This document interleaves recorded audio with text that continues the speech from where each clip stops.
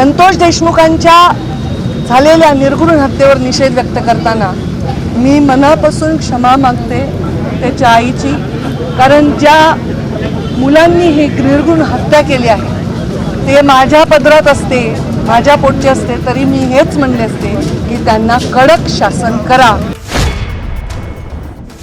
मला तुम्हा सर्वांना मी आता जे बोलते आहे ते सर्व चॅनल्सनी कृपया नोंद करून घ्यावे.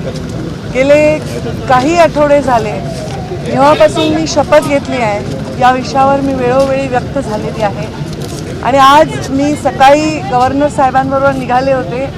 तोपर्यंत विमानामधून उतरेपर्यंत मला महाराष्ट्रामध्ये मुंबईमध्ये काय चाललं आहे हे मला नागपूरमध्ये माहीत नव्हतं. आपण मला जे एकदम माईक लावून प्रश्न विचारला तोपर्यंत मला कल्पना नाही. अजूनही माझं कोणाशीही मुंबईत बोलणं झालेलं नाही, पण एखादी इंस्टाग्रामवरची गोष्ट बघून माझ्या लक्षात आलं आहे की मुंबईत काय चाललं आहे आणि त्याच्या निमित्ताने आपल्याला, कारण मी पंकजा गोपीनाथ मुंडे आहे म्हणून या विषयावर मी व्यक्त होणं आपली अपेक्षा आहे, त्याप्रमाणे मी व्यक्त होत आहे. मी जे व्यक्त होत आहे त्याचा आपण सर्वांनी सन्मान ठेवावा. मी जे बोलणार आहे त्याच्यानंतर कुठल्याही प्रश्नोत्तरासाठी जागा राहणार नाही. हा विषय अत्यंत ह्युमन विषय आहे, माणुसकीच्या दृष्टीने महत्त्वाचा विषय आहे. मला आपण प्रश्न विचारणार आहात त्यापूर्वी मी हे सांगते की काही व्हिडिओ सोशल मीडियावर व्हायरल झाले संतोष देशमुखांना मारण्याच्या संदर्भातले. मला त्याच्याविषयीची माहिती नाही, पण इंस्टाग्रामवर मी फक्त एक पोस्ट पाहिली. ते व्हिडिओ उघडायची किंवा बघायची माझी हिंमत देखील झाली नाही, कारण ज्यांनी त्यांना एवढ्या अमानुषपणे मारलं आहे आणि एवढ्या अमानुषपणे मारून त्याचा व्हिडिओ केला आहे त्यांच्यामध्ये जेवढी निर्मनुष्यता आहे किंवा ह्या व्हिडिओचा काहीतरी आपल्याला वापर करायचा असा काहीतरी कोणीतरी प्रयत्न करत असेल त्याच्यामध्ये पण जी निर्मनुष्यता आहे ती माझ्यामध्ये नाही. ते बघण्याची माझी हिंमत नाही. संतोष देशमुखांच्या हत्येनंतर मी पहिल्यांदा मुख्यमंत्री महोदयांना पत्र दिलं होतं आणि 12 डिसेंबरला मी याच्यावर संपूर्ण भाषण माझं आपण पहा ऑनलाईन आहे मी व्यक्त झालेली आहे. आता यामध्ये कोण आहे काय नाही, कोण इन्व्हॉल्व आहे, कोणाचा हात आहे हे केवळ आणि केवळ तपास यंत्रणेलाच माहिती आहे. त्यामध्ये कुठलाही हस्तक्षेप मी करण्याचं कारण नाही. एवढं मात्र नक्की सांगते की ज्या मुलांनी ही हत्या केलेली आहे त्या मुलांच्या मुळे समस्त राज्यातील समाज ज्यांचा काहीही दोष नाही तो सुद्धा मान खाली घालून गंभीरपणे वावरत आहे. खरं तर त्या समाजाची जी मुलं आणि ज्याची हत्या झाली त्याची एवढी निर्घृण हत्या झाली त्यामुळे तो समाज एका आक्रोशात वावरत आहे.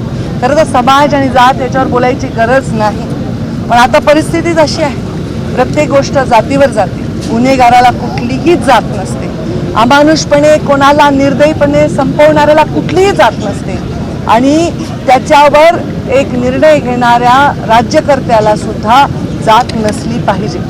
जेव्हा या खुर्चीवर आम्ही बसलो, मी बसले, तेव्हा मी एक शपथ घेतलेली आहे, आमदारकीची शपथ घेतलेली आहे.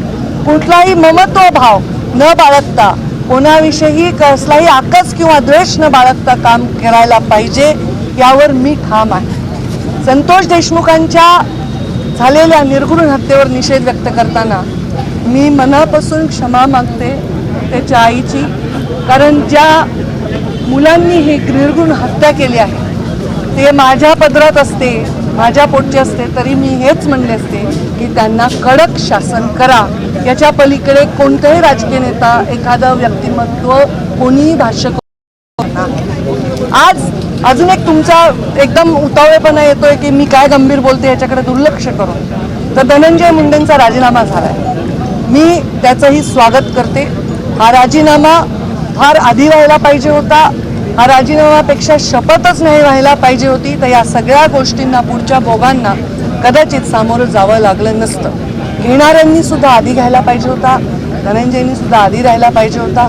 या सगळ्या वेदनांपासून कदाचित गरिमामय त्याला एक मार्ग मिळाला असता. त्यांनी सांगितलं असेल, मला माहीत नाही त्यांचं स्टेटमेंट काय आहे, मी त्याच्यापेक्षा लहान बहीण आहे आणि बहीण असली तरी आम्ही वेगळ्या वेगळ्या पक्षात काम केलं होतं, पण कोणत्याही आईला, बहिणीला, परिवाराला वाटत नाही आपल्या परिवाराच्या सदस्याला या दुःखातून जावं लागेल. पण जेव्हा आपण खुर्चीवर बसून विचार करत असतो तेव्हा आपण राज्याच्या प्रत्येकाचा सारखा विचार केला पाहिजे. त्या पोराच्या परिवाराच्या त्याच्या जीवाच्या वेदनांपुढे हे काहीही मोठा निर्णय नाही आहे. त्यांनी तो घेतलाय, ते योग्यच केलेला आहे. मला वाटतं देर आहे दुरुस्त आहे.